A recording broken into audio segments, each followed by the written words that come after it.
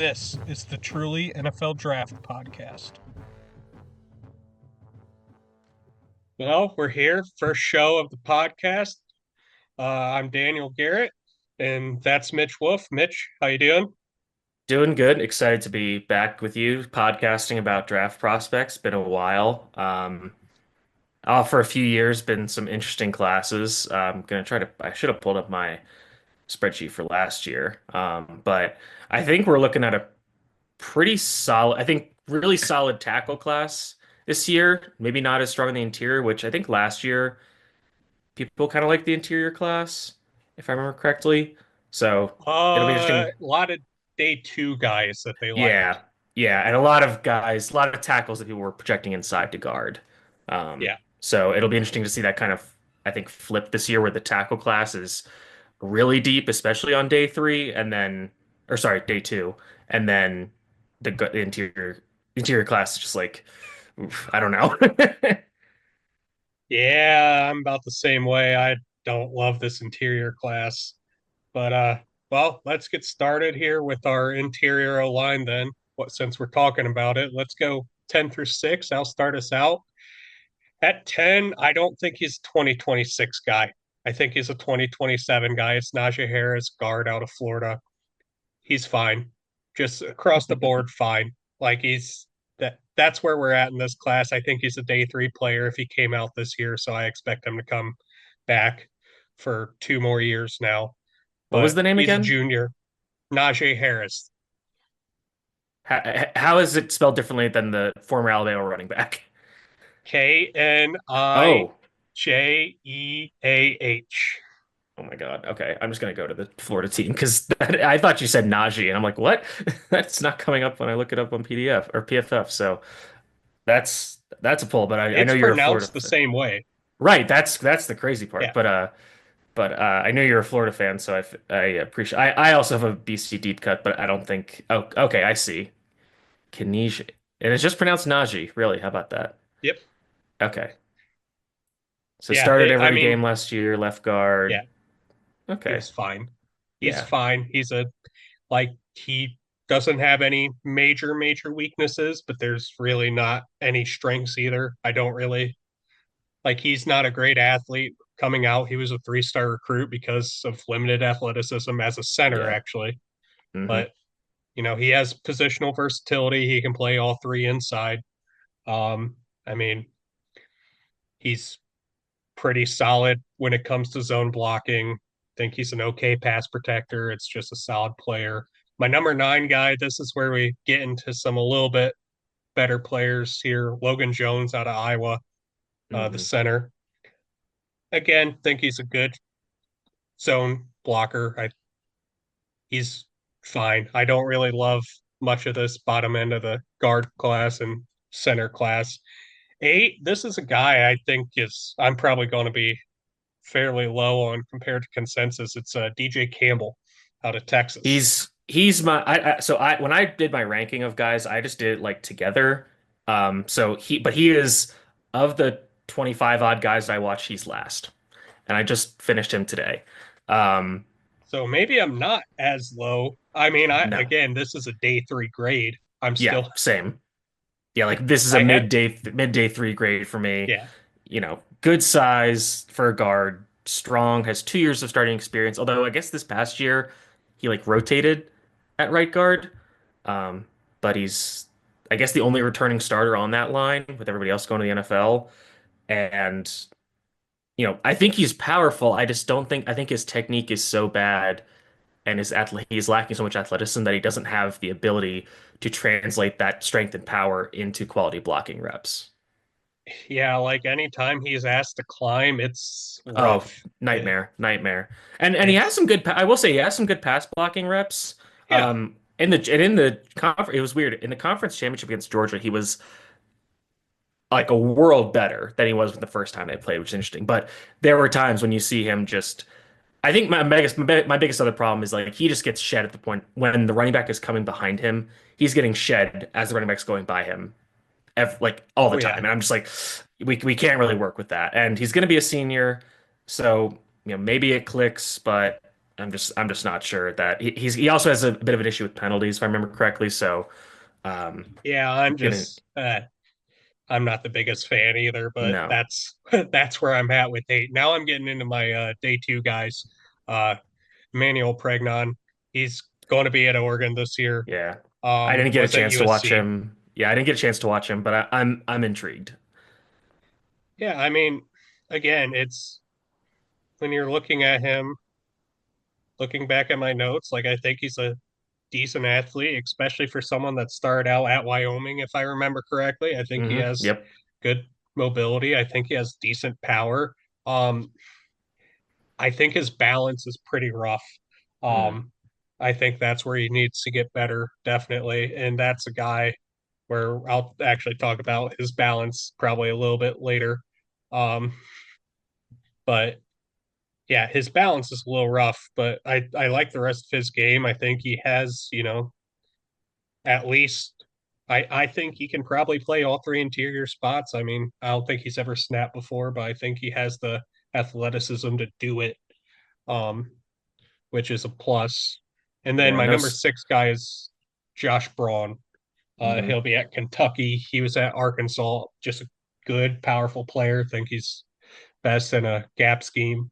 Um, he Yeah, so has some. Pregnon. Oh, sorry. Go ahead. Go ahead. Finish your thought on I was just Braun. saying he has some experience getting reps at tackle. Hmm. I wouldn't want him there, especially in the NFL, Yep. but he does have experience getting reps there. Um, but he's just a good gap scheme player, I think, and it's a solid third round guy. Yep. So Pregnon, I'm looking. So in his only year we played at Wyoming, he played at right guard, and then he started the last 2 years at USC at left guard. Yeah. 2 years at USC, no sacks. First year had 9 penalties. Second year had two. So you like to see that improvement. Still give up a decent amount of pressures, but they also threw the ball a ton when he was there. So you hope that, And if you and watch him, did you watch Elijah Page, the tackle there at USC? no, no, It it was rough. It was yeah, rough. So the tackle next to him was pretty okay, rough. So yeah, okay. So yeah, I'm definitely intrigued. I think him going to Oregon will be interesting because they have done a pretty good job developing offensive linemen even after Mario and uh, Alex Mirabal left for Miami. yeah, So I think that'll be interesting for him. Maybe get him in a more obviously getting him in a more run heavy RPO system will help him, even though ostensibly Lincoln Riley does the same thing. Um, so I had Braun as my fifth guard. So pretty okay. similarly ranked. Again, like the power, like the experience, um, limited athlete for sure, pretty upright, very stiff. Um, Yes. but he Yeah, doesn't, I think that's really going to stop him in his ability to rise up boards at all yeah. this year. Mhm. I And think he is what he is. he's going to be what, like probably 24, 25. Yeah, I think he's a So 6 year player. yeah, he's been around a while, but he doesn't make a ton, so he doesn't make a ton of like bad plays or mistakes, but he also Yeah. doesn't really dominate opponents as much as you want. Yeah. Now he was a Which, guy, this is his third stop now. mhm, So played a lot at Arkansas, though didn't play a lot when he was at Florida. mhm, Um, he'll play for Kentucky, and I think he's a pretty good SEC guard. I yeah. just think he's a solid player. Yeah, I totally agree. I think what do I have him as? Like early day three, Yeah, I maybe had could him sneak late in day it. two. Yeah, I would say maybe could sneak in late day two. I just don't know if the upside is gonna be there for that to happen. For a guy that, like you said, we're pretty sure he's interior only. Okay, so I'll say if DJ Campbell is if he's my 10th, I'll say Connor Tolleson, the center from Missouri, is my ninth.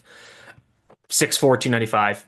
I'd be shocked if he's 6'2" and 285 pounds when he gets to the combine. Like he is light, he is short, and he is extremely zone specific. Like that's they run pretty much all outside zone at Missouri, and that's really all you want him to do because he is he is a tiny little dude, and I just have a lot of concerns about him uh, you know, being in any other type of scheme. So he's very limited. I coming off this year, I'm a Boston College writer, so I covered Drew Kendall, who was their center for a few years. Pretty similar, except Tolson's smaller and um, probably a little more athletic, but I don't know if it translates as well. So he's my ninth. My eighth then would be Armaj Reed Adams from Texas A&M, who I've seen a lot of people like, and I get parts of it. You know, obviously big dude, 6'5", 340. This is going to be his sixth year, I believe. He started his career at Kansas, came over to Texas A&M last year, won the starting left guard job. Yes, he Yeah. was left Oh guard. no, right And guard, he sorry. no, he was yes, he was right, and he played a little bit of right tackle as well. Yeah, at Kansas. So, and with him, it's kind of a similar story to Braun. Um, Big dude, strong, like him in gap schemes. But I am very concerned about him in any time where he has to play in space and anytime he has to pass break because he also has a lot of issues with penalties. He had 13 penalties this past year, and he had 12 the year before at Kansas when he was playing or fewer snaps. So that's very concerning to me. Um, I think he knows what he's doing when the ball is snapped and he knows where to go, but it seems like he doesn't really understand like how opponents are going to try to attack him. And so they get the jump on him, and then he has to kind of react. And when you're a guy that big who doesn't really have the athleticism that you want, that's going to cause problems because they're going to be able to get you out of position and force you to get grabby, which is what he does. So I'd be I also he ends up on the ground a lot. I think his footwork's a big problem. He crosses his feet a lot. He kind of trips himself up. So I'm hoping that that could get resolved. But the fact that he is a fifth, sixth year player at this point, it should be fixed, and it hasn't really been. But I don't know, maybe it finally clicks this year. I have him as a early day three, um, where again, like I'm not sure of the upside if those technique issues can't be fixed yet. I've seen like I feel like the PFF like top 200 had him really high, like a first round guy, just because his grades are fantastic. But I just don't see that, and I think that he could get exposed. So Yeah, on NFL mock draft database, which their composite big board as of now, which is including mock drafts and big boards, he's the top interior lineman. yeah. See, that's just crazy to me. I just I have him coming up. I mean, yeah. very soon. He's my next guy. I Hmm. have him at five, but I, Yeah, I feel I, it, but I kind of feel the same way. I have a late day two instead of, I think mhm. you said early day three. Yeah, yeah, I'm a little higher, but not a whole lot. It's kind of right. the same issues. I just think I value what he does a little bit more. But Yeah, I just think with him, you're slicing off you know 10, 12 teams that run more zone stuff, and yeah, they just won't be able to use him properly. Like, I mean, if he goes to the Ravens or Chargers, fantastic, no problems. But you know, any Shanahan-esque team, the Steelers who are a super outside zone heavy team now, any team that has to pass protect a lot, so like the Bengals, they're just not gonna. I don't think they're gonna like him. So I don't love him, and I don't really get the hype exactly. Again, like I can see why people will like him. I just don't understand the first round hype whatsoever, especially when that's a pretty good offensive line, and I think there are better players on it around him. And I see it, and I'm like, why is this guy getting all the love? I completely agree that there are better players around him. Yeah. It Okay, is a so cog and a good O line. that too. All right, so he was my eighth, I guess. So then seven for me is Braun, who we already talked about. Yep. And then seven, no. So yeah, seven, so next is Caden Green, guard from Missouri. I think this is a go back to school because I can see the tools, big dude, very athletic, just doesn't really know how to use his body yet. He's going to be a true He junior this was year. 11 for me. So Okay. he was right there with Najee Harris. They were both the same thing. Go back to Yeah. school.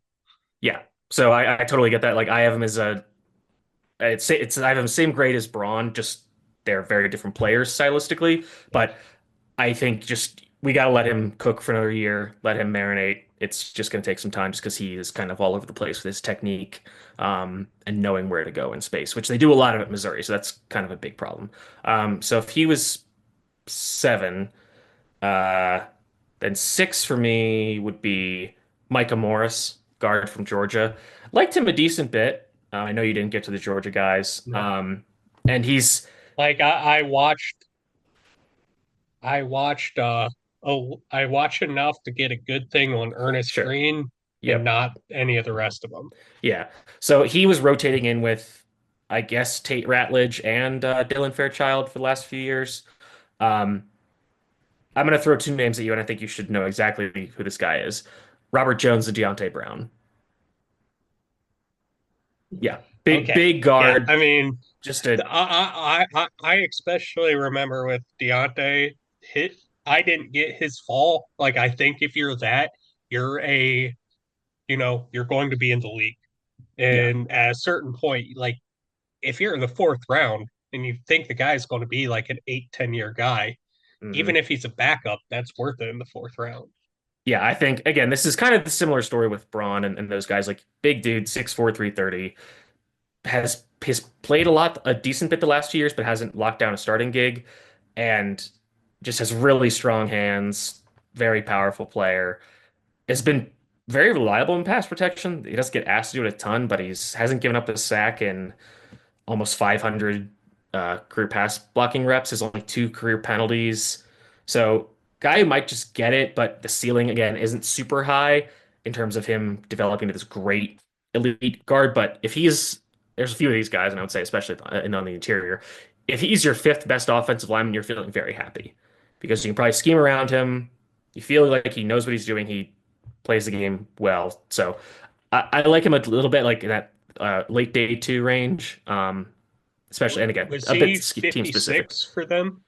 I think, yes, he was at number Okay. 56. Yeah. All right. Yeah, I remember him a little bit just Yeah. watching. And then Haven't. hopefully he'll get to start this year, just and they won't rotate as much. That does concern me a little bit. Like how much is that his conditioning? How much is it the other players being nicked up? I would just like to see him be, 13, 14 game starter and, 1,000 snaps. Like let's stop messing around here.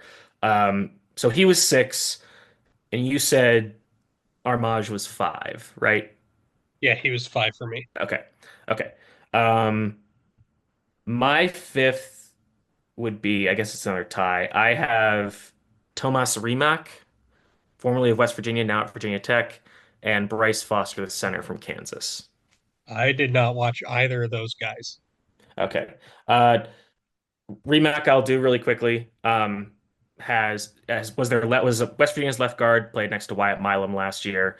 I liked his tape a decent bit. Again, like when you watch these guards, it's kind of tough because they don't, especially in a lot of these offenses, you don't see a lot of true pass sets. So you're kind of guessing on how well they actually pass to protect when it's all RPOs, screens, and play action. I will say this: he has yet to allow a sack in his career to basically 2.5 years as a starter. He has a career pressure allowed rate of 2.8%, and it's gone down every year, even in true pass sets. So this last year was it his first year started, he was 16.7%, down to 5.3, and then down to 2 this last year. So improving in pass protection. He only allowed 9 pressures last year, 6 in the first 4 weeks, 3 in the final 9. But he did have 5 penalties in the final 9 weeks, as opposed to 1 in the first 4. So bit uneven there. Um, he's transferring to Virginia Tech. I believe their offensive line coach is going to Virginia Tech because they had a few transfers from West Virginia. So I imagine that's what's happening. He is kind of like just a Wyatt Milam guard clone. And Wyatt Milam's probably going to play guard at the next level. I think my thing that I liked about him a lot is that I think he has a very good understanding of leverage and where to put his feet so that he is in the best position to shield off the defender from the run. And I think that's a pretty nuanced skill. And he's not like the best athlete. I think he's like good, not great. I think he's got some pop in his hands. He doesn't get shoved back a lot, but he's not going to bowl anybody over. And he's better. I would say he's better at controlling opponents than like displacing or finishing them. But he pretty much always knows where to be, understands the timing of a zone style run scheme, and again, very reliable in pass protection. So I like him as a guy who could probably be a solid starter in any scheme. Like I said, like he's not going to be, this dominant run blocker, but you can get by with him pretty well. So I like him in the mid round three, mid day two range. Bryce Foster, center from Kansas. Kind of the opposite path of Armaj Reed Adams. Originally started his career at Texas A&M. I think he started there as like a true freshman in the 2020 season, which is pretty impressive. But then I think he had some injuries, kind of lost the job there. Obviously, coaching staff change. So then he goes to Kansas this past year and really lit it up for them. Um, so he has basically 3.5 starting years of starting center experience, which is very good. Um, Pressures have gone down, very few penalties. Guys just knows how to play the game. I think just with him, there's just not any outstanding traits of any outstanding physical traits, I would say. Everything looks good, nothing dominant. Plays a bit too upright. He kind of looks like he's tiptoeing when he's in space, which is a little weird, but he gets the job done, and he's has a lot of experience, not a lot of mistakes, solid player. So those guys are, I guess, 4 and 5 for me. Yeah. Okay, I'll go to my number four. I'm sure you have him higher. It's Jaden Roberts. Yep. He's my four. Uh I think we think probably I have him pretty ranked similar. Like I have him as a round two, round three, like late two, Yep. early three guy. Yep. Okay. Yep, Yeah. that's exactly where I have him. Strong as hell. Oh Uh yeah. Oh yeah. I mean, I want him to drop his hips a little bit more. I hmm think he's late coming off of help hmm in pass protection. He's off balance when he climbs. Oh yeah. Um but I mean, I think he's a limited athlete. I think he has to be in a gap scheme if you want the best out of him. Um but my God, the power on his punch is just Yeah. and, That and I wrote strong hands, and strong is in all yeah, caps. yeah. Did you watch the Georgia game? Yeah. I definitely did. I didn't delineate by games, but I definitely did. And there are Okay, times when so it's just silly. Yeah. that was there was a play he pulled and had a sort of pancake on a guy. I'm not really sure how much was him and how much was the guy tripping. hmm And then he somersaulted after it. I'm not sure if Oh, it was yep. on Yes. purpose, Yes, I know this play. It's funny but watching these like, games and you get so locked into kind of just seeing the same play over and over again, but then there's these little wrinkles that pop out where you're like, "Oh, that's really weird and funny." Like I posted this on Twitter. I don't know if you saw it, but I was watching this FCS game and I watched a play where a defender intercepted the ball and he started running and his hamstring seized up. So he is literally like the Greg Jennings broken leg meme from Madden from a long time ago. But he pitches it to a teammate who returns it for a touchdown. So it's just an incredible play. But it was funny to see the SpongeBob my leg sound in real life. Back to Roberts. I guess he would be my third, fourth Nope, third guy in the Iowa interior offensive line. So we're pretty similar. Late round two, early round three. Again, scheme limited. I mean, we Tyler Booker this past year comes out of Alabama, pretty similarly profile. Big dude, great athlete, or I great, think Booker's a better athlete. Um, really, because he tested like historically poorly at the combine. I know. Okay, all I right, know. I yeah. think if Roberts if Roberts I think Roberts is a guy who could go top 40 if he hits like a 5'3" with like hmm high 20s in the Yeah, vert. Like he does not have to be a good athlete to go top 40. He yeah, just has to be like passable. Like he yeah, just has to be not horrible as yeah. an athlete I testing think and with he'll him, be top 40. it's all just like technique nuance and like body positioning. Like I think he leans a lot. He just leans on people, and it's just a shame because with him, it's like you could literally decleat almost anybody on the field, and you're just kind of leaning on him. Like use those hands. Actually, I think he's got issues with linking his arms and feet. They're not independent, and he like lunges a lot at people. That's a problem. And I think Yeah. he's high cut as well. I think he's just got high hips, long legs. So that leads to some issues with that. Yeah, it's always tough because, like I said, you want to get those hips down, but Mhm. it's tough for a guy like that to get them down. But if he Yeah. can, like if he can, he has the potential. If he's a better athlete than I think he is, I he has like round one potential. I feel like I remember the guys at NFL Stock Exchange, Trevor Sickman, Colin Rogers, they had talking about him in summer scouting, and they said like he was like setting all kinds of records at Bama in the weight room. So if you're Roberts, I wonder if you just like go to the Yeah, combine, do the bench, and don't I do anything else, and just but break the like record for the bench. I could see him like being like crazy strength wise, and I Oh even yeah. think he has lower body strength too. I just don't Hmm. know how well that's going to translate to any of the quick twitch stuff. Like Yeah, like three cone there's short a shuttle chance ends. his jumps are okay Oh at yeah, yeah, I totally agree like with that. like I just think like any movement thing he's going to be bad. Yeah, because he's also like he's big, but he's not like I mean he's listed at only 316 pounds. Like he's not Ben Cleveland from Georgia from all those years ago, who was like Yeah. 360 pounds or something. Like he's not that where it's just going to hold him down. Um, I'm going to stick on the Alabama offensive line and bump back one position in the rankings and talk about Parker Brailsford, the center.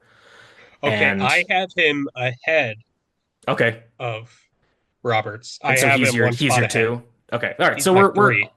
okay. So we're all in the same Yeah. range about here, but with him, you look at a 6'2", 280 pound center, and I think he's actually 275. And he is kind of exactly what you expect with that kind of build.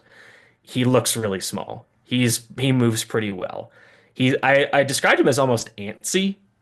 Like he is kind of a jitterbug almost, which is weird to say about a center, but man, he just does not have any power If he could whatsoever. play at 290, if he could play at If 290, and I don't know.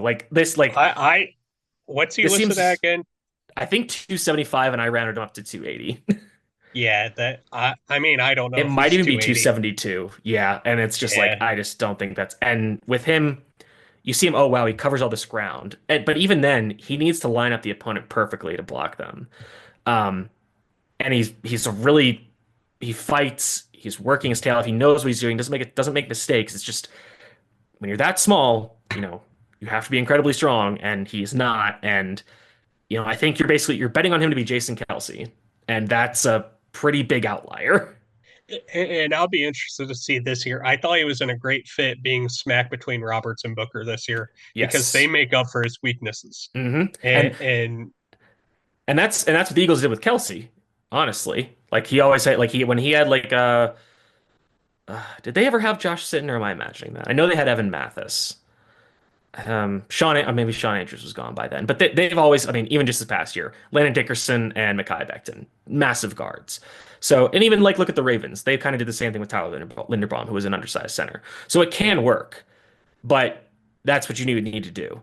And at that point, and neither it's funny because neither of those offenses are the wide zone scheme that you would expect Brailsford to be drafted into. And even in those, I'm not sure that that's what he's best at. So it's kind of a weird fit.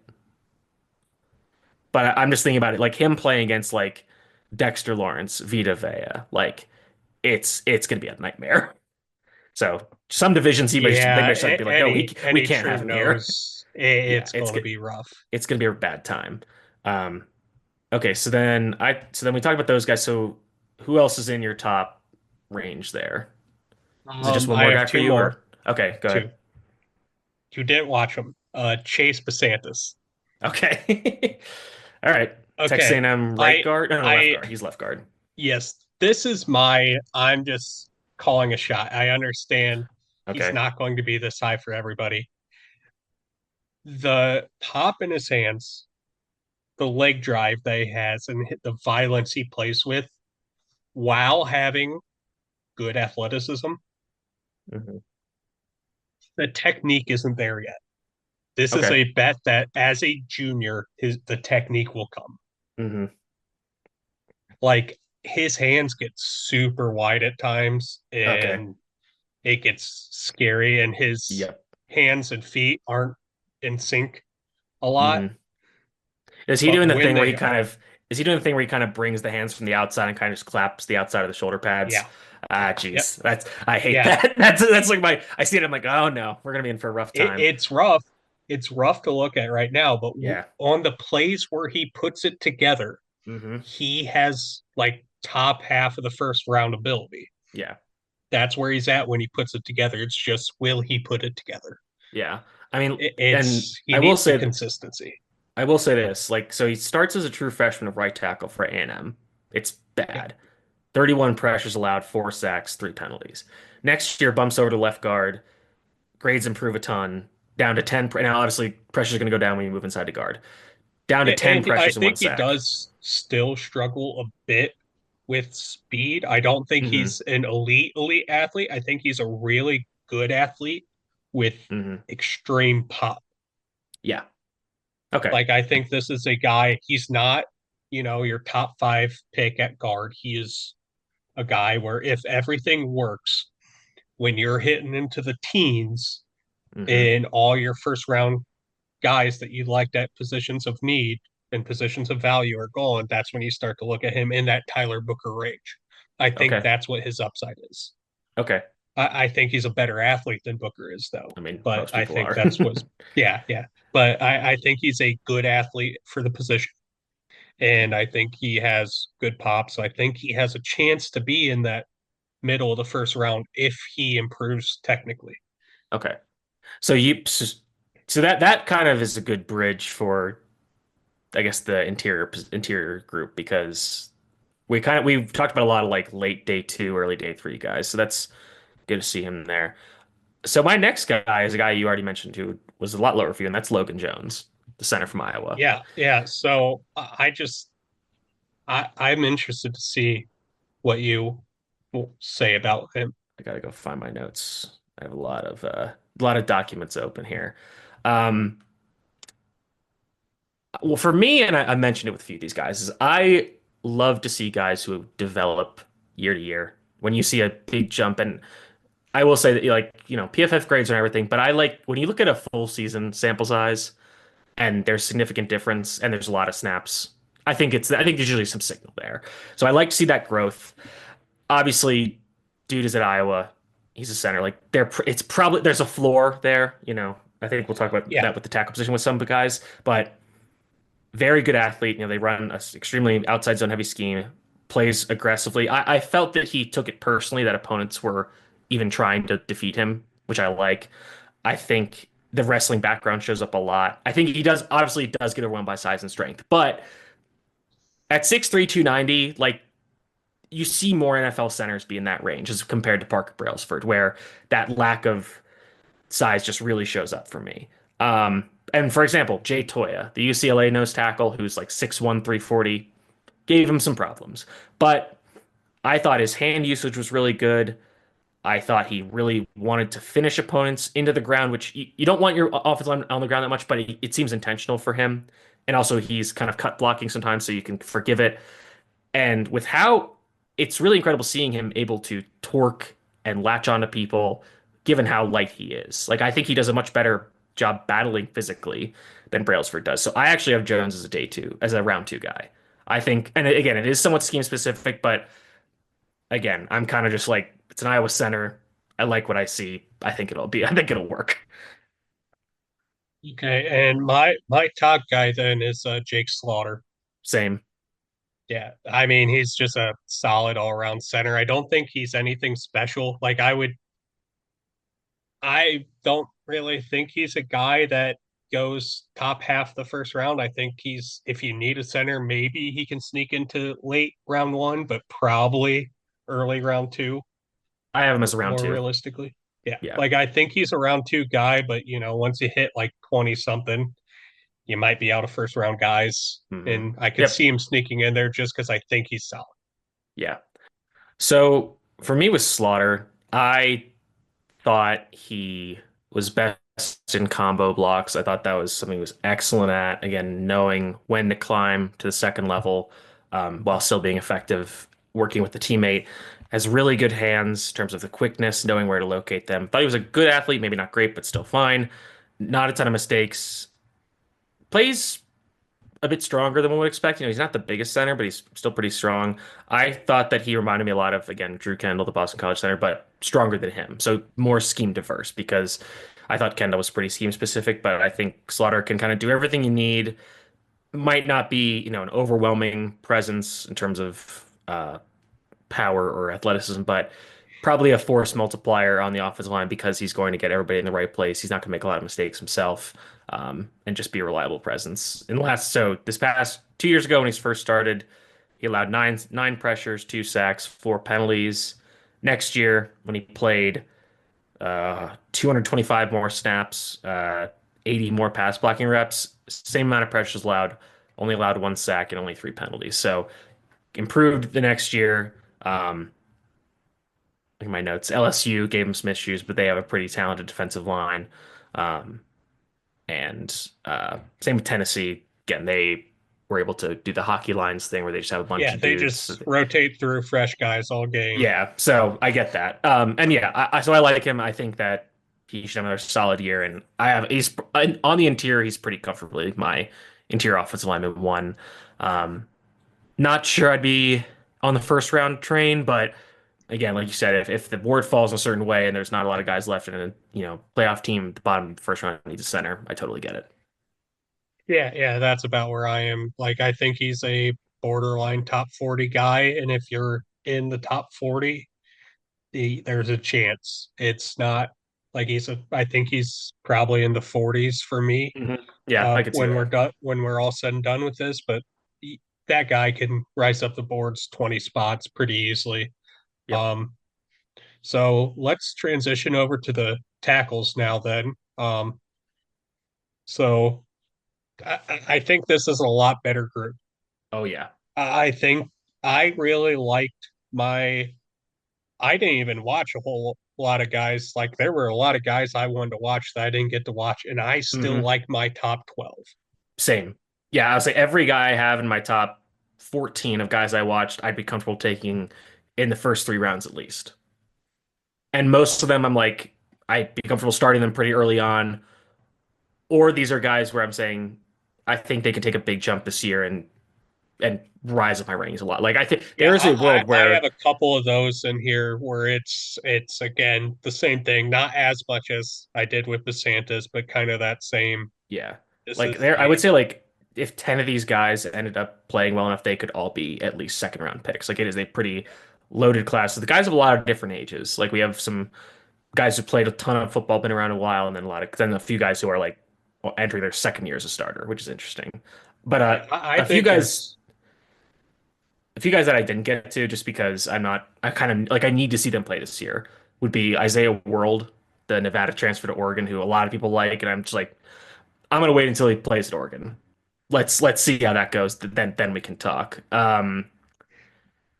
Few more. Oh, where are they? Oh, Alex Harkey, same story. I think he's coming from Texas State, if I remember correctly. Cage Casey, the Boise State tackle. Just a little concerned about. Uh, I think at this stage in the NIL transfer portal game, the gap is widening every year between I would even say between the Big Ten, the SEC, and the rest of the Power Four and the G5, and especially the G5 of the FCS. Like every level is more stratified, and it's getting worse every year, just because the talent keeps getting pulled up and up and up. There's a few other guys that are just coming are coming around that uh, are transferring up that could be interesting. One guy that I couldn't believe I found him. Did you know? Remember Zion Nelson from Miami? yep, yep, He's at SMU now, and he might be their starting left tackle this year, which is crazy.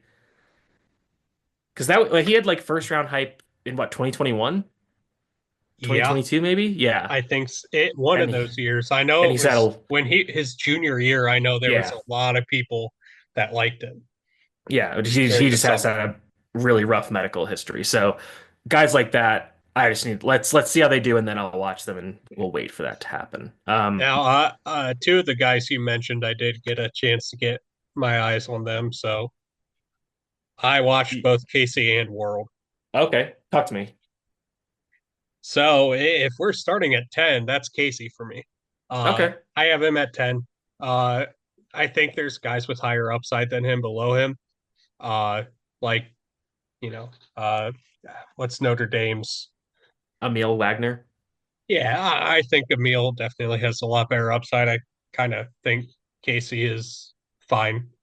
Like, I think lacks power, Okay. lacks, oh, I think he's a little stiff. I think it, like, I just think he is a guy who I felt a his lot of these tackles lacked power, honestly. I agree with that. I think it's a pretty common thing. I thought his footwork was solid. I thought his hands needed some work. Um, He's thought he only gonna did be a red decent job. he's only gonna be redshirt Uh, junior this year, I think, yes, which yeah, is it. So yeah, definitely room to grow there. yeah. I think he's a average, maybe a little below average athlete. Hmm. Think he's a decently smart player. No, I didn't see anything to make me worry about how hard he's playing. I just thought he had some issues with his anchor, issues with his power. Um, and I don't think he's the longest guy. I think he's listed at 6'5". I could definitely Hmm. see that. I think his arms are average ish, maybe a little below. I don't think he has the longest arms, but I'm not sure on that. Just he doesn't like his hand usage needs work, and it's tough to Okay. see, especially how him having long arms. But I think he's fine. Like this is a fine player. I think there's guys with higher upside though. Okay. And then you said you did watch World? I did. He's a little bit higher up. I was gonna Okay. save Okay. him. Okay. Um, So Casey's your 10. yeah, Okay, so then go I'll ahead. just Yeah. go through Yep. some of my next guys then. Ernest Green, I have at 9. Um, I saw he's playing right tackle now, so I mean I think he played some of both, correct? I think Yes. he's played both sides. Yeah, Um, they played their entire offensive line all over the place. I don't yeah, understand. I prefer him on the right side. I definitely think that's the better spot for him. I Actually think he's only the only time he played right was in the playoff against Notre Dame. okay, yeah. I So thought it was more. and I So know that as I remember that game he was right, and Texas he was left. Um, mm, but yep. I mean, watching him, I think it's a solid player. Like I'm looking through, I don't really. I think he has some balance issues Yeah. that need to be Hmm. fixed. Um, I I don't, wonder. I think his power's pretty average. I think his anchor's pretty average, and I think he has some balance issues. I think technically he's okay as it is, but definitely a lot of room to improve. I think he's a good, not great athlete. Mhm. I wonder if he's just still kind of growing into his body because he's like 6'4", 320. So I wonder if there's been a growth spurt there, or there's one coming, and he's just kind of at an odd place in his physical development, and maybe this year that kind of resolves itself. That's kind of what I'm hoping for because I have a lot of the same feelings as you. Um, I think we'll talk about it maybe a little later, but just a very all over the place player, very inconsistent, and it goes both ways. Like there are some plays where it's like, whew, that's nice. Like some great pass sets, some plays where he will plant people, and can torque defenders around, but other plays where he ends up on his butt, trips over himself, panics when the game speeds up. So it's, lights are too bright. So just destructive player in space. I did write that down. That was something I was impressed by. Yeah, But and yeah, I think like he's also a guy with four spot versatility. that's true. Yeah. I think he can probably play everything but center. Yeah. Yeah, I have him as my 10, so we see him, and I have him as a late two, early three round. Yep, Yeah, so yep. that's we're about the same there. So then go Uh, with your 8. I had him like right where I think I had him late third on to be specific for my grades. Okay, I think I had him late third. yeah, So my next guy's Blake Miller from Clemson.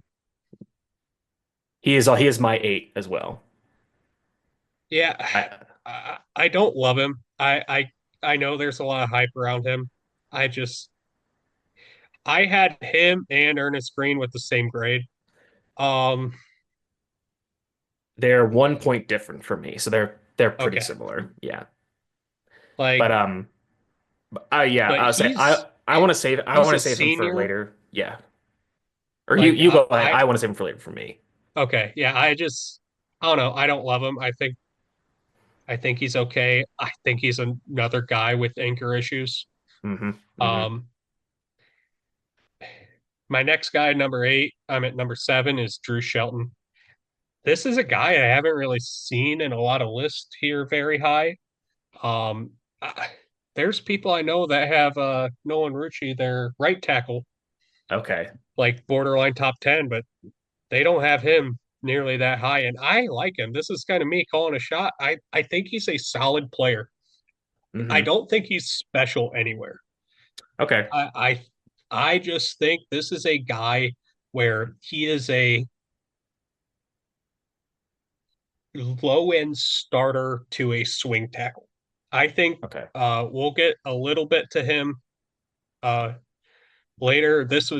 We'll get to superlatives later. He was second for me in one of my superlatives to the guy that's 6 because of the same thing. I think they're either low end starters or swing tackles, and I think they're just solid all around. My next guy's Austin Barber. I kind of feel pretty Mm, similarly about him. yeah. I have Barber a little bit higher, Hmm. just because I think he's a little bit of a better athlete. I think technically speaking, they're pretty similar. I think they have a lot of the same issues with hand placement. Hmm. Um, but I just think they're going to be 12-year, like we're getting to our superlatives later, but these were two guys I was debating between, but for my 12-year NFL vet, I just think they're going to play in the league for a long time. For Barber and Shelton. Yeah, Okay, I got it. think both of them are going to play in the league for a very long time. I don't think they're special. I don't think if you draft them before the third round, I don't really see that. Maybe second, but like maybe late second. But I think this is a guy, if you draft either of these players, they're good values on a rookie deal. I think you're probably looking to replace them long term. I think they're low end starters to swing tackles. I just think that's what they are. But I think that's pretty good to know that I'm getting a 12-year NFL vet. Like I Yeah, think that's what they are. you're seeing high floor guys, whereas a guy like Green, you're concerned about the floor Yeah. just falling out, where he's just not Yeah, going to be like able I to do it. definitely think Green's upside is way Yeah. higher than both these guys. Hmm. But I have them 6 and 7 just because I know what I'm getting. Yeah. All right. So Green was 10 for me. Okay. We talked about him. Yep. Um, Number 9 for me is Caleb Lomu, the left tackle from Utah. I Okay. initially really liked him. Then I watched a few Okay. more So I games. was the opposite. Okay, I interesting. I started liking him a little bit more the more I watched. I never loved him though. Okay. I can't Is he say in your I top ever 10? got to. He is. Okay, He okay. would be 5. Okay. I think there's a tier break after him. I think he's a late second, early third round player. Yep, that's what I have him as well. Um, I just think there's like honestly, there's 5 to 12 are all yep. anywhere from the high end of that's late second, the low end of that is late third. Like I Yeah. think that's a pretty solid group of a lot of starting caliber players. Yeah. When I first started him, I loved him. Then I cooled off as I watched more games. And with him, this was his first year starting at left tackle. And in addition to the Utah offense just being a nightmare to watch with the quarterback situation they had this year, um, this is a guy I think just needs more reps. Like I think just there were times where he was surprised by pass rush moves. And it's your first year starting a left tackle in the Power Five. That's probably going to happen. So Yeah, there like was he one, I was a think, guy when I watched him, I just look at the names. I have a list of names. I don't look up anything about them. I didn't know mhm, he was a first year starter. mhm. And there was a lot of issues, but once you understand he's a first year starter, I understood why he had the issues. Yeah, because you see his hand technique is pretty good, but dealing with other people's hand technique is the problem. And I think there was one play where I think an Oklahoma State edge rusher did like hit him with a spin move, and he was just in a blender. It was very funny. But I think he could be one of these guys that really jumps up after this year, second year in system. I am a little interested with their lack of true pass sets in that offense, especially now that Devin Dampier, the New Mexico quarterback, is transferring from there, who's just are basically a running back. So like I'm not sure how much real pass set we're gonna see from him, but he's very athletic, very fluid out of his stance into the pass set. So I think he could be a big riser. Really, really liked his game. Okay, so he was 9 for me. My 8 is Blake Miller, and I want to save him for superlatives. But again, pretty similar. We see him pretty similarly. Multi-year start left tackle for them. Um, Pretty reliable player, I would say. But my number 7, and I guess I'll talk more. I guess I won't save him as much superlatives, but is Monroe Freeling, who's the reserved offensive tackle at Georgia, who's 6'7", 315. He's a true junior. This guy is he's sick. He's got some of the best first step, some most fluid uh, first steps out of his stance in pass protection that I've seen in a long time, especially for a guy of that size at 6'7", 315. Like you just don't see guys like him move like that. Um, but the thing with that is just he's able to erase so many pass rush angles and make life easier for himself, which he has a bit of the same thing as Lomu, where again, he's a true junior. He wasn't really a starter until the near the end of this year.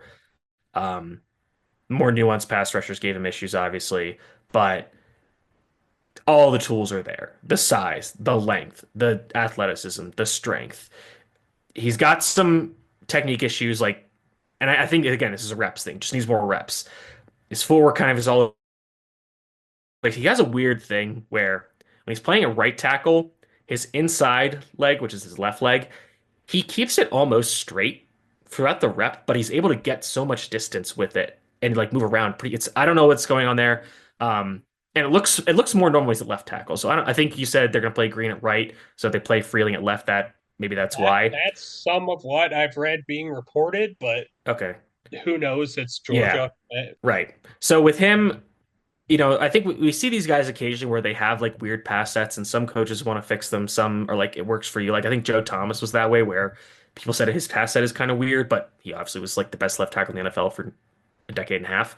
Yeah, Um, and his hands were very far on the uh they were his left hand as a left tackle was even a lot of times on his right side of his mm, body. It was very far over. His huh. hands were a little different too. That's okay. Like his aim points though were always middle and Yeah. shoulder, but it was he got his hands in pretty tight a lot.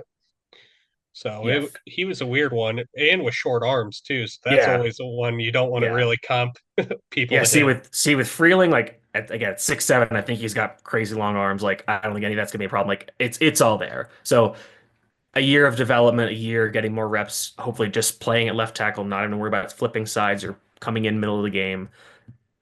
Dude's a baller. So he's 7 for me. Number 6 for me is Trey Zune, the left tackle from Texas A&M.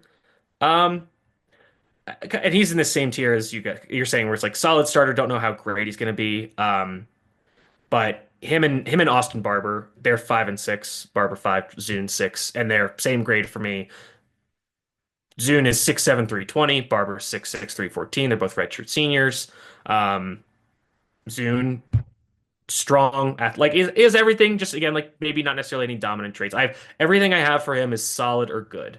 There's nothing great. There's nothing adequate or below average. And he's a big dude, and he's played a lot of football. So I'm just like, yeah, this will work for most people. So uh, I like him a decent bit. Maybe don't love him, but good player. Um, so you already talked about Barber, so then I'll go right into him because he's 5 for me. Um, Barber was a tough one for me. Just trying to figure out exact because he is another kind of inconsistent player. Um, but I like the initial what he presents initially. Massive lower half, looks like he has great length. Feet are pretty good. Gets a lot of displacement when he's going downhill. But he's got the issue that I talked about where he gets shed late in the engagement. His hands are too far to the outside. And I think that last part is where I'm just like, I don't know if I can rely on you to be an NFL left tackle to, yeah. So I think I like Yeah, him in like a man gap heavy scheme, maybe playing right tackle. I think that would probably be better for him. yeah, I agree. Like I said, I think he's probably a low end starter for me. Hmm. Yeah. Like I think that's kind of what he is. And Hmm. uh, now I'm interested to see his development. I do like Florida's offensive line coaching. Hmm. Um, I think they're very good. They got a lot of NFL experience there. They got the Hmm. Browns' former assistant O line coach under what's his face Callahan. Callahan. Hmm. They got the Giants old O-line coach. So they've got NFL guys in the building as offensive line coaches that I think can develop him. I believe, if I'm remembering correctly, he missed a lot of last spring because he was recovering from an injury from 2023. So he Okay. didn't really get a good spring last year, if I Yeah. remember correctly. So I'll be interested to see if he can improve a little bit. Again, I don't think he has the highest upside though. Even if he does clean up some of the technical aspects, I don't really think he's a first round guy, just athletically Yeah. speaking. I think I like the athleticism a decent bit actually. I think just for me the Like limiting I factor think is the he's hand above usage. average as an athlete. Okay. Yeah. Yeah. I think that if that hand issue gets fixed, then I could be like, okay, like now we can talk first round. Because I think that can be fixed. Because when I'm watching him, I think my biggest thing that kept coming up was he would do this thing where he would like almost do like he would set both of his feet really wide and like set them hard and then strike with both hands. And that's just a meal on a silver platter for a defensive lineman because you're not moving, your hands are extended, they can just go right by you. So I was like, if we can get that fixed to just be like a normal set or normal, engagement with your hands, then we can really be cooking with gas here. So there's a world where he could turn into a first round pick right now. I'm just like, I don't know about that. But so he's five for me. And then I would say there's a pretty big jump into the top four. Okay. So then who's your I'll fifth? be interested. My fifth, we talked about him already, was Caleb Lomu. Oh, okay. Okay, that's right. So I talked about him when you had him, but Yeah. I'm interested because I know three of them. I'm interested to hear who the fourth Okay. is. Okay. Yeah. Yeah. Yeah. My fourth is wild, I think. Okay, but go, sorry, no, no. The other one. My four. Go with your four. Isaiah World. Okay. Okay. All right, talk to me. So I think he maintains pretty good balance, especially in his pass sets. I don't think he's ever leaning a whole lot. Again, he's playing a lot lower level competition, but I think he has pretty good balance. I made sure to watch when Nevada actually played somebody. I made sure I got the Minnesota game in there as well as watching Hmm. what are they, Mountain West? Yep. Yeah, I think I I think mean, that I think they're staying there too. yeah, yeah, and you watch some of those, and you're not getting a whole lot because the dude's massive. He's like 6'8", probably 320. I think Uh, I think they're actually only like 315, but yeah, okay, carries the he's weight really massive. well. Yeah. Yeah, he is a massive, great length. Hmm. Um, I think his anchor is really good, which is an issue we have with a lot of players in this class. Which is why I have him fairly high, is because I do like his anchor a lot. I don't think it's as good as the guys ahead of him, but Okay. I do think it's really good. Like I said, I think he has pretty good balance. I think he plays hard for consistently. I think he does a really good job of communicating and passing off blocks and pass pro. I think he has pretty decent mobility for someone that is, 6'8", 315. Uh, I wish he had a little bit more drive in the run game. That's one of the That's big that's things gonna be I that's gonna be want out of tough to him. get leverage when you're 6'8". Yeah, Like yeah, that's kind of just it comes with the you know what territory. you're getting, but Hmm. you wish he had a little bit more. I think he is a left Yeah. tackle at the next level. Um, Hmm.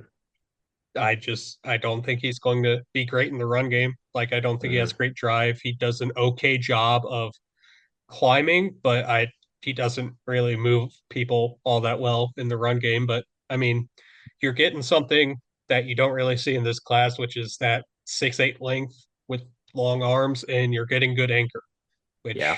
which I you're just not seeing a lot in that class. I think that's a major issue across the class, and he has it, and that's why I have Yeah. him at 4.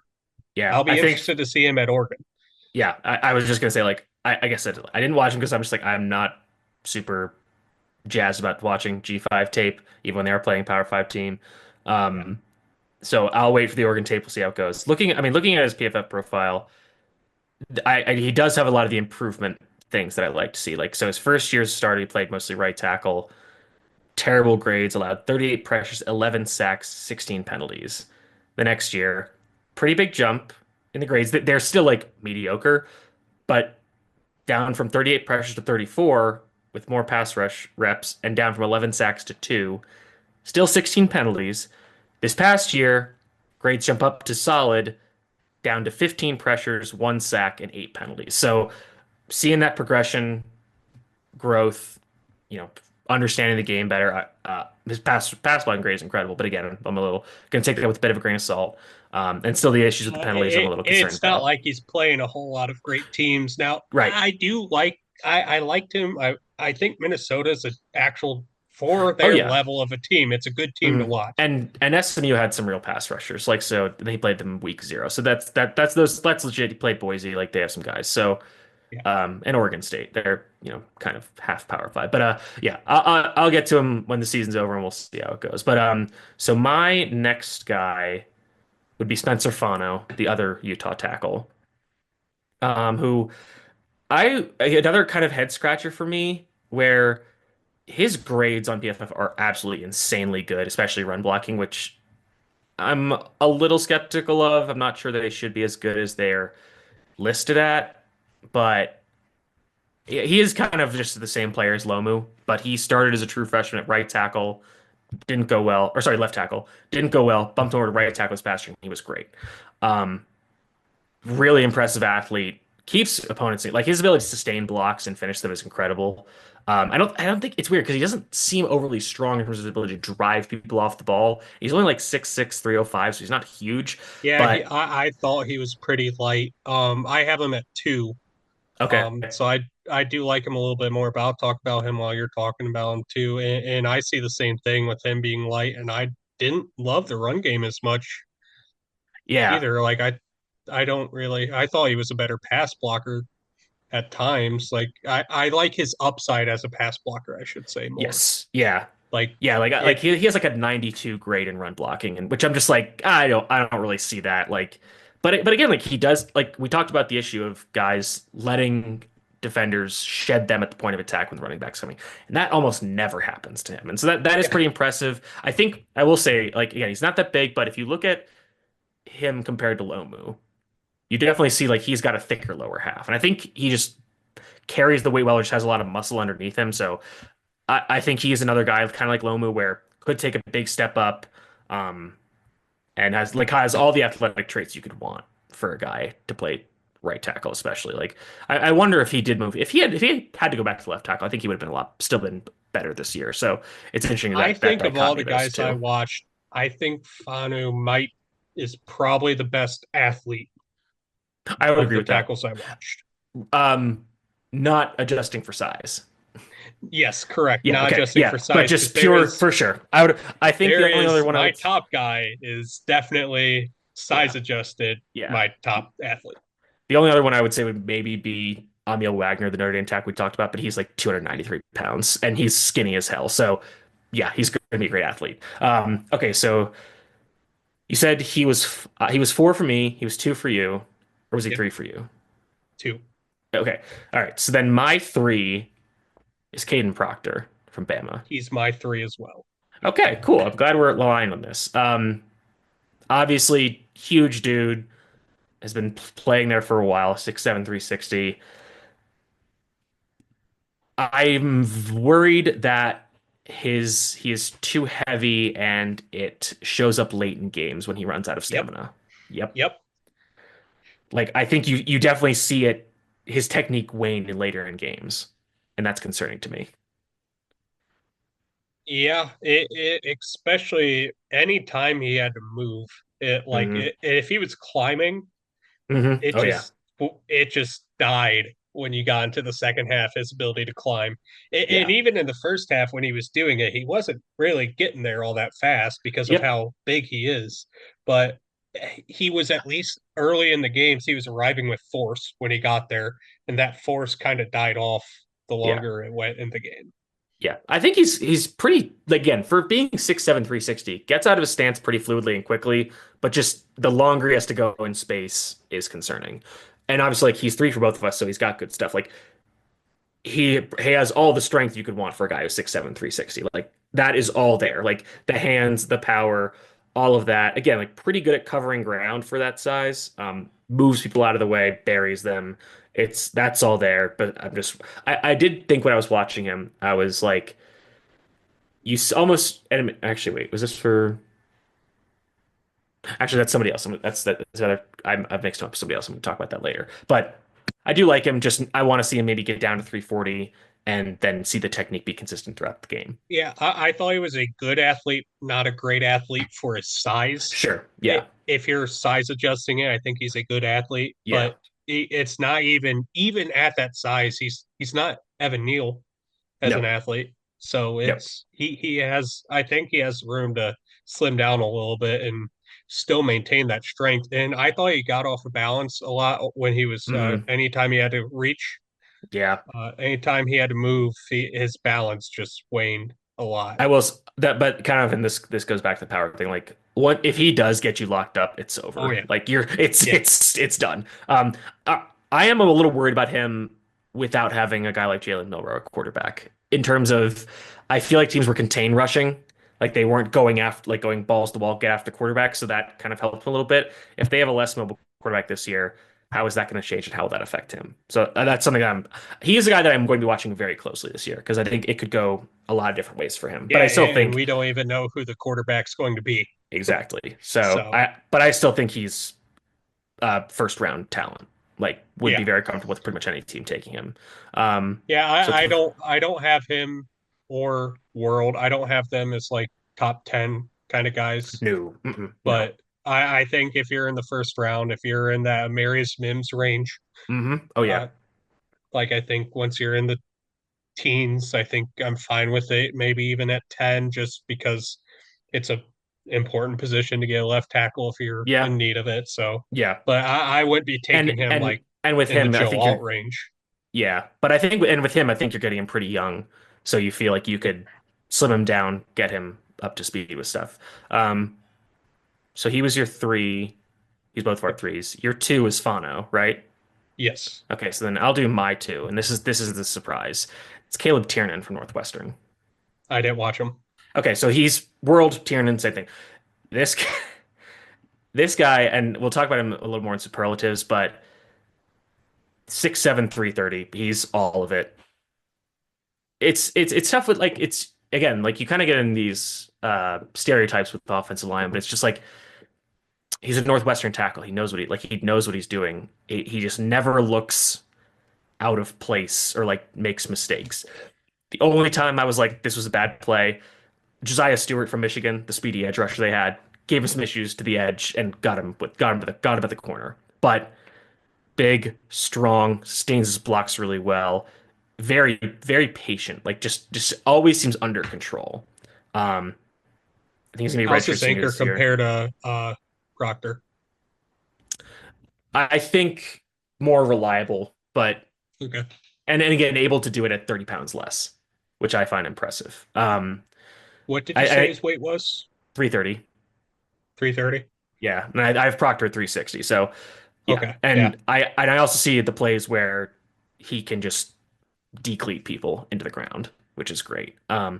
Again, I think the one issue that I see with him is like I would like you to be a little quicker to get outside again in kind of obvious passer situations. Like it's 3rd and 8, let's get out to the corner. We don't need we know what's happening. Like and it's not like he's giving up a lot of inside pressure. So I'm just like just go. I honestly I feel bad saying this. I would have loved to see him transfer to a place with better offensive linemen around him because I know they lost their guard to LSU.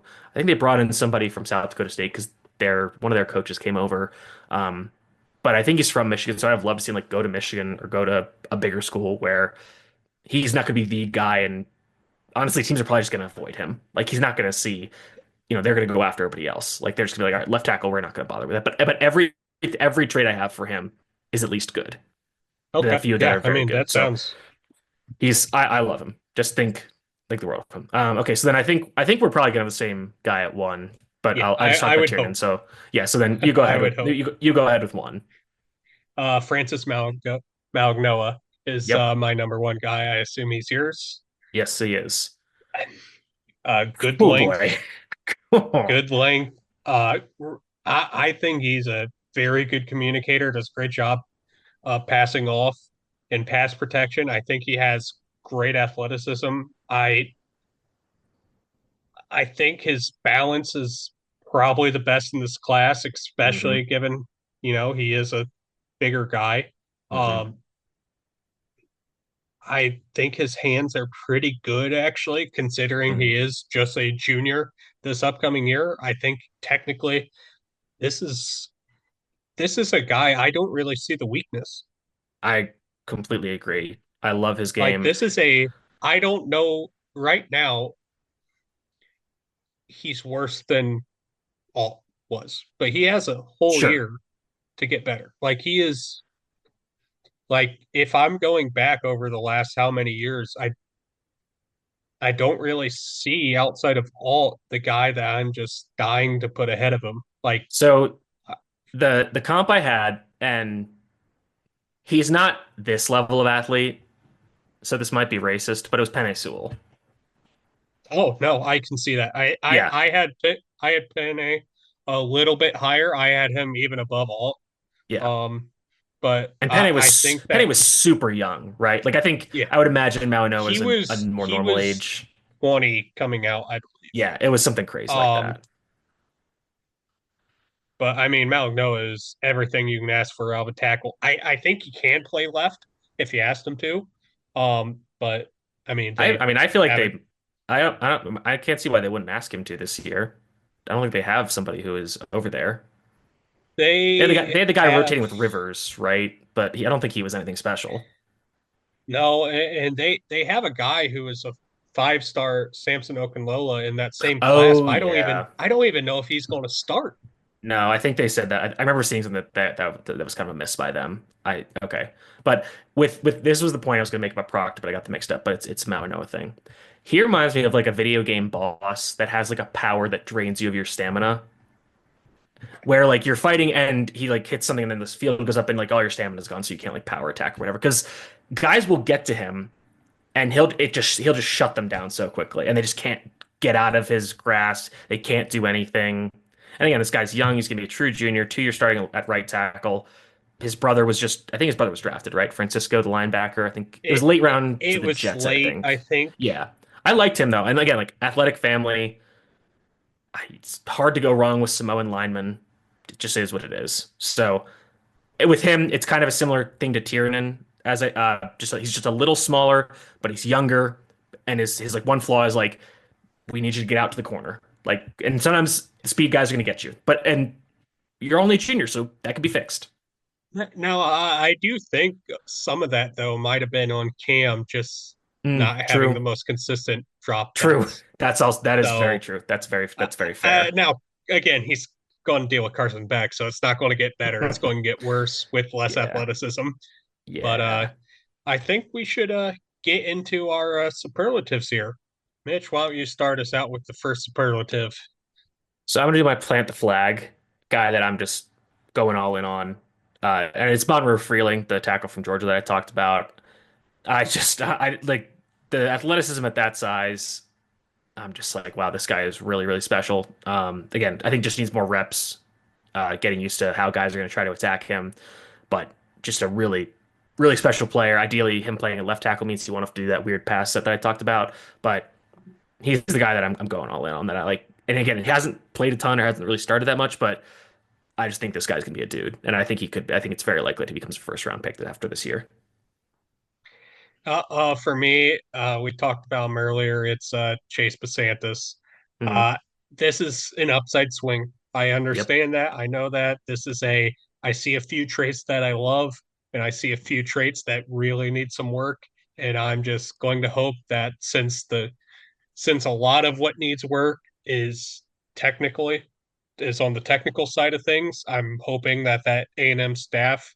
I don't know off the top of my head who's their a line coach, but I mean, Elko usually hires pretty good people. At least I thought he did when he was at Duke. I just don't know who it is off the top of my head. So I'm just going to trust them to be able to fix that. I mean, looking at that line last year, I thought it was a pretty solid line. So I am going to trust them to fix DeSantis's technique and get So him. it's Adam Cushing, who's also their run game coordinator. Let me see. Prior he was with Elko at Duke. Before that he was at Eastern Illinois. Uh, do, do, do, do. Then before that he was had 15 years at Northwestern, Okay. where okay, just this is all still Northwestern. He coached their superback position, which was fun. But he also it seems like he also worked with Rashawn Slater. Okay. Yeah, So I he's mean this guy's a dude. it's not the yeah, it's not like he doesn't seem to have experience then, and so Oh, hopefully he can fix the issues. he was Eastern Illinois' head coach from Oh, 2019 to 2021. okay. Then he went to good. So that would have Then he been went right when Elko got hired then. and then he went to Duke with Elko as the offensive line coach, and then followed in A&M. But prior to Eastern Illinois, he was Northwestern's offensive line coach, their recruiting coordinator for a long time. So this guy knows what he's doing. They Okay. produced some good players there. I was about to say it was Yeah. Steve Adazio, but he was Jimbo's offensive line coach. Yeah, that was quite the staff. Oh yeah, Quite the yeah, staff. yeah. Uh Because can't say it that was was a also good staff, that was the year they but had Petrino, right? yeah, yes it Oh wow, was. what a crew. Okay, let's before we get onto that, we don't want to spend too much time there. Let's do the fix one trait thing. For me, this is Blake Miller's play slash hand strength. Okay. So I had Anchor with him as Okay, there, this. like So it's I'll I switch mine was up. okay. It was so frustrating, and this is why I didn't want to talk about him because I wanted to say it because everything is there. He's 6'6", 315. He started 3 years at left tackle for or right tackle for Clemson. He kicked over to left tackle one game this year after guys got hurt. He was pretty good against Pitt, who has a pretty good defensive line and blitz package. But God, he just doesn't have the strength. And I was like, if I could just get this guy a little, like get his hands to be stronger, play with more aggressiveness that way, like you really be able to rely on his strength, he'd be a first round pick. But he just doesn't have that. But I like everything else about his profile except for that. I'm just like, God, this. If you just had this, I would be in love with you, and I think you'd be a first round pick. But as it stands, he doesn't really have that, and you can make guys a bit stronger. But at this stage in his career, I'm not really sure what else you can do. Yeah, I'm going to go with strength as well since he took Blake Miller from me. I'm going to go with Parker Brailsford with his strength. Uh, Size, just yeah, size strength. just Just give him the Captain America super soldier serum. I don't need that. I just need him to be like okay there. Like if Yeah, he's just okay, yeah, if that's he's fair. just below average in That's terms of fair. size, Yeah, like that's all he really needs is just below average. yeah. Because now he is a Yeah. negative outlier, and that's just it's just hard to deal with. He Um, is Willie Lampkin's weight, but like 4 inches taller. yeah. Yeah. So It's rough. Okay, so 12-year veteran guy that just plays in the league for a long time, doesn't really get a lot of accolades, but he's just good. You know, the examples I gave you were Jake Matthews and Taylor Decker, guys who just don't get a lot of, and obviously it's off his line, so they don't get a lot of accolades anyways, but guys you just don't hear about that's like, you know, nope, you're feeling very comfortable with them. For me, that guy was Trey Zune, the Texas A&M left tackle. Like I said, like everything about him, don't love pretty much anything, but everything's pretty solid. I feel like he could be good in any scheme and be a solid quality starter for a long time. yeah, I went one tackle, one interior. So I went Barber as my tackle. Okay. Um, Who just we saw pretty similarly, so that makes yeah, sense. yeah, and then my guard was Pregnon.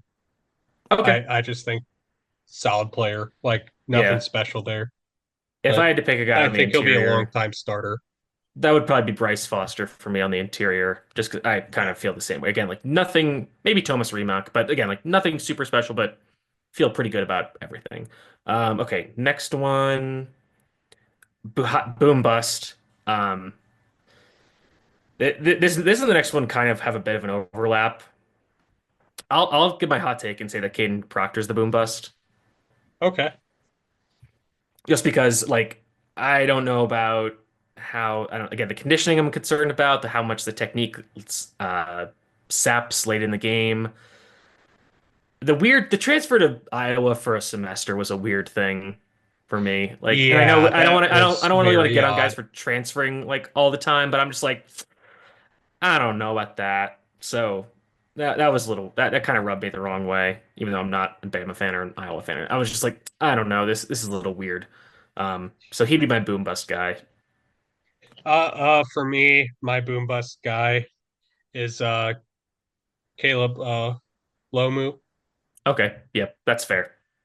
Like, we'll Yeah, we'll see how it I'm betting on the goes. boom there, but I could totally see it. Yeah, we'll see how it goes. Yeah. I could I have him at 5 because I'm betting on the boom as well. Hmm. Um, but I could definitely see him having to go back because he wouldn't have been drafted. Yep, that's fair. Like it's definitely a possibility. That Um, would also be Caden Green for me on the interior, kind of the same yeah, thing, where I'm kind of yeah, thinking it's got to progress, but if he did come out, I'd be like, oh boy, this could get dicey, yeah. or it could be really I good. had him. Like I said, I had Green outside my top 10 just because Yeah. I don't really think he's a guy to come out this year. Yep. All right, we'll do head scratcher, which you wanted to do a little exercise with this one, so Yeah, so I'm just looking at NFL mock draft database. Great website, has a mm. lot of good info. These are all the big boards and mock drafts that are out right now. Some player rankings at these spots. So the first one is Proctor is the top tackle. I mean, I will say I can understand it. I don't agree with it, but I can see how you could get there. We're going to get even weirder as we go down the list. Oh Okay. boy, Charles Jagasaw, the guy for Notre Dame who was hurt for all but 2 games, I is just don't at get that. 55. He is offensive tackle 7. He's played in what, 3 games? Also, didn't he play at guard? I don't even think he played tackle. That's absolutely insane. For what it's worth, my head scratcher was Ernest Green just because I just don't know what to do with him. Yeah, Like, because he's just so that's inconsistent. fair. He played in 2 games this year. Two. Yeah. He played right guard against Penn State in the playoff and started at left tackle against Ohio State, where he led up 3 pressures, including a sack and had a penalty. Okay. Just Caden Green's at 65 overall. yeah, I feel like this is when we're just getting recruiting rankings determining. We're about to get even weirder. Oh So no. I watched him because I saw this guy, Elijah Pritchett, Oh, oh, transferred to gross. Nebraska. Yeah, I watched him too. I Um, didn't even want to talk about him. I think he's a Bad. UDFA guy. I Yeah. saw 3 different mocks with him going in the first round as high as 12. Yeah, he was just bad. Just I just think that's a throw in Alabama tackle out there. hmm Um, I feel like he's like if you tried to get Jaden Roberts to play tackle, but he was even worse. yeah. So and then when we go into guards, um, so like I said earlier, Armaj reads Adams as the top interior Yeah, guy. that I guess that would be my head scratcher for the interiors, just because I get him as a player. I don't get why he's getting the hype he is. And a guy that's in 3 first round mocks again is Roger Kearney from Florida. He's probably not going to start. I was gonna say who? He's getting he's getting three of, I mean, it's not an insignificant amount. I mean, that's 5% of all the mocks that are out there this year so far have Roger Kearney going first round, and he's not a starter. Um, That's bad. That's rough. I, That's really I think rough. this was just a don't look at mocks at this point in the year. Like it's not a good Yeah. thing to do. Don't look at big Hmm. boards. Don't look at mocks. And because what we're in May, there's been mocks and big boards coming out, and we're on our first position. Yeah. Like it's hard to get through. We've been through like 30 guys so far. Hmm. It's tough to get through that many people and actually know what's going on. Like I think for the most part, most are good, but you have major outlets out there that had Elijah Pritchett going in the first round It and is just crazy because Roger Kearney going in the first round. there are plenty of good enough guys where it's like you could just watch the good players and be like these guys are or even or at least closer to being a first round pick than the guy you say is not going to start. So Yeah, and even I get Jagasaw because you saw him in the last game of the year, and he's young and he's a good athlete, but he just was he's not good he's played like a in hundred. one of the games he played. He's played like 200 career snaps, and Like it's like, yeah, I'm just no. like I would rather have that than Pritchett, but uh I don't really get either of those, but Pritchett was mine because I watched him. He's currently like at 69 on the consensus big board with, like I said, multiple mocks going in the first round, and I don't think he's draftable. No, I wouldn't use the pick either. Do we want to move on to best like schematic fits? Yep. All right. So for best zone player, the one that jumped out to me was pretty obviously Logan Jones, the center from Iowa. Okay. Yeah, That's who I had as well. yeah. It's just like probably because it's pretty much all you can do, but it's just like yeah, it fits. It just fits so well. If you want to go with a tackle, I would probably I'm gonna reach to a guy we mentioned briefly, Emil Wagner, the tackle from Notre Dame, just Okay. because Yeah. at 6'6", 293, like he is very light and he looks it, but he's again naturally an insane athlete. Like he's very flexible, very quick, very good in space.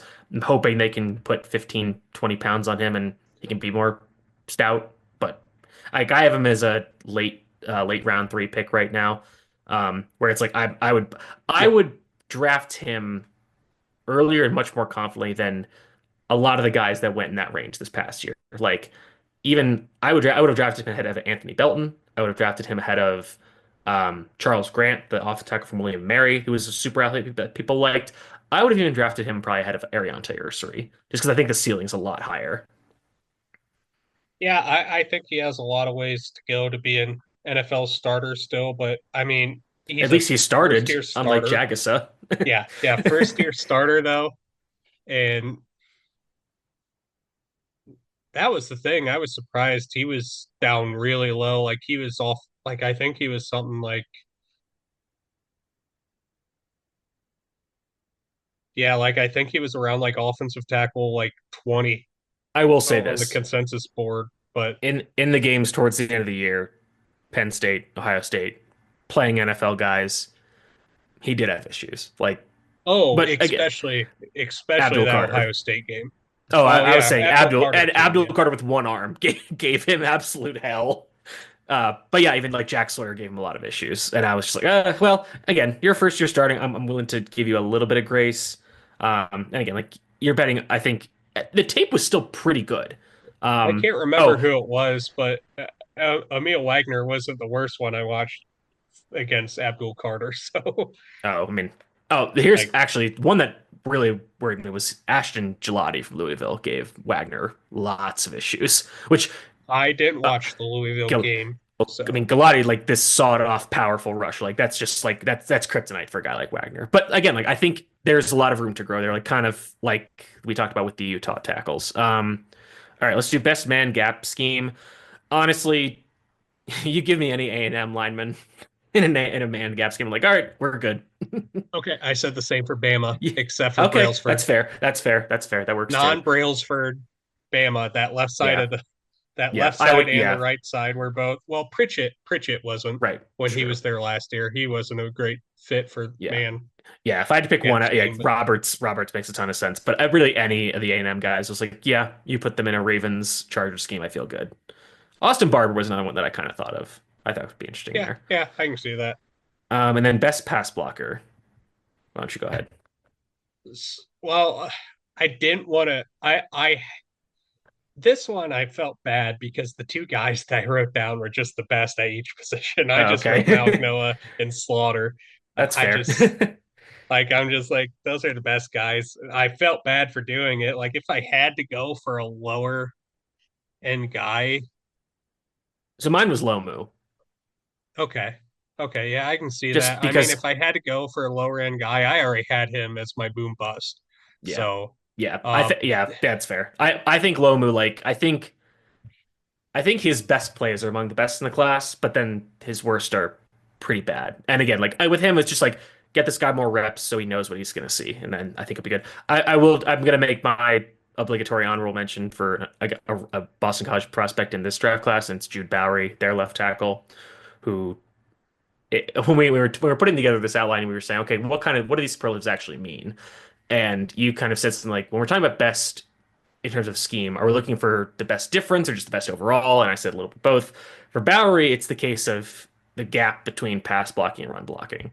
because at 6'4", 6'5", 310-ish, maybe a little lighter, like there some of his pass rush snaps, pass blocking snaps are Josh Simmons-esque, the tackle from Ohio State, just his foot quickness, his ability to get out of stance, all that stuff. But the power and strength are not there, just at all. It is a big problem. I mean, and again, this is maybe unfair, but 2 years ago when he played against Jared Verse, he had a very rough time, which most people did, and he was coming off the bench. But this past year, a lot better. Still needs to work on the power.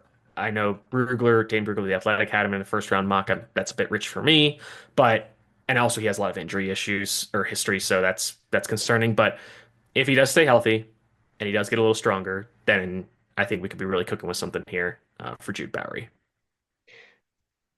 And he's a guy who, in the consensus board, he is a lot lower as well. So, Yeah, like, I totally understand. Like I don't have super high expectations for him, especially yeah, relative to a guy like Oz Chapillo coming out last year. Like Chapillo's a significantly better player, even like going back to where Chapillo was after his first year as a starter, which was pretty rough. Like you saw the path a lot more clear. With Bowery, there's got to be some fixing to do, but I still have him as like a round three pick. Where again, like I would take him over Charles Grant. I would probably take him over Anthony Belton because again, he's a redshirt junior, whereas Belton was like a okay. seventh year player. So it's like there's room to grow here athletically, mentally, and all that stuff. And this is his first year as a true starter. So I think he's going to be a good player moving forward. Just got to stay healthy and get stronger. Yeah, no, I mean, again, I think this whole class, I think the line as a whole is good. I think, especially at the tackle position, I think we got a lot of Hmm good depth. Like, we each probably had three guys that we talked about that the other hadn't watched hmm at tackle, and we still like 12 guys. So it's, I I think feel like there's probably there could be like 20 guys that could be at least first three rounds. I think what maybe more. at O line or at tackle. Offensive tackle Okay. specifically. Ooh, Definitely interior included, but I think just offensive tackle alone. Like you mentioned, World. I didn't watch him. Fernando Carmona at Arkansas, J.C. Davis in Illinois, guys who transferred up from G5 schools. Um, you mentioned Sheldon. I didn't watch him. Casey. I don't. I have lower. Um, there's a few other guys that are transferring up from lower levels that could, if they hit, they could be interesting. Um, Monroe Mills is a older prospect transfer. He's been around the block a lot, but he's played a lot at both tackle positions, so that's interesting. He's at Virginia now. Um, yeah, a lot of guys, and it's funny that like there are some teams that like their entire offensive line is going to be a prospect in this class. Like we talked about the A&M guys, most of Bama's line, a good bit of Florida's line, Utah's almost their entire line. Um, yeah. trying to think of I that. think I think a lot of the talent, like if you look at it, like Clemson has draftable Hmm guys across the Yeah, board, both Georgia, tackles in the Florida, center. Yeah, Utah, Oregon, Bama. yeah. It's a lot of the See ones we about expect. Miami. I watched Miami's guard, Inez Oh Cooper. shoot. I Oh yeah. didn't love him, Yeah. obviously, because he didn't make my top 10, and Yeah. someone that I think should go back did. It Uh, interesting center class overall. I think last year the depth really fell off. I think that could be fixed this year. Actually, and there's yeah, actually some interesting underclassmen. So that'll be interesting to track. The I'm just interested because we have all these guys now, but generally speaking, like there's just not that many guys go in these drafts. Like there's a lot yeah, of I like still don't normally get that. I'm looking back, I think your average draft, yeah, offensive tackle, you're looking somewhere in the 20s Hmm overall Yeah. in total. Like last year there was 21, the year before there was 27. Like hmm you're not really going to get more than 30 guys. So I think there's going to be some guys that fall I just think it's really because, just after like the guys who are top 100, like solidly top yeah, 100. So in this class, I would probably say Slaughter, Brailsford, Jones for me. Not maybe not so for you. But after that, then you're in this big, this big tier of guys where they're all kind of the same. So it's like, why would you use an early draft pick on a guy like that when he and another guy who's maybe a little bit worse, but is he that much worse? then why would you waste a third round pick when you could get a guy who's basically the same in the sixth? So, which I still just personally fundamentally disagree with about the importance of the center position, but it does seem like the data holds that investing high picks at the position doesn't consistently pan out. So it is what it is. But I would still invest more high selections at that position just because of how important it is to the rest of the offensive line. Yeah, Alas. I value it a lot, but that's center bias anyways. So, Hmm. but no, it's definitely going to be an interesting class. I think overall, it's probably I'm going to be interested to see where we have it stacked against like 2024 and 2023. Hmm. Uh, Yeah. because those you had some talent at the top there Hmm. that we just didn't have this last year. And I think this is another class where the talent at the top at tackle is going to be very interesting. I think the talent at the top of the tackle class in this upcoming year is going to be much better than this past one. And I think you're Yeah, going to see yeah, for sure. I think you'll see a much more kind of consistent move into the lower tiers, or at least that next tier be a little more filled out. Whereas last Uh, year, after the first round guys, it was like them, then like Trapillo, Ursary, and then a big drop off, I thought. yeah, I thought there was a drop, but this year I got 8 guys that I think are in that kind of tier, In like like that the middle like tier top there. fifth. Oh, in the middle tier. Yeah. Yeah, Yeah, I would agree with that. Yeah, I like I said, I think we both had like good feelings about those guys being quality starters, but maybe not like high level guys. But then I think yeah, the big thing is we have these guys like for me Freeling, for both of us Lomu, where it's like that could be really special if things work out. yes, yeah, for sure. And the top of the class is already pretty stacked. Hmm. Um, but yeah, I mean, great start to the class. It was a good position to start with here, and excited to get through the rest of summer scouting here and go into the rest of the positions. Absolutely.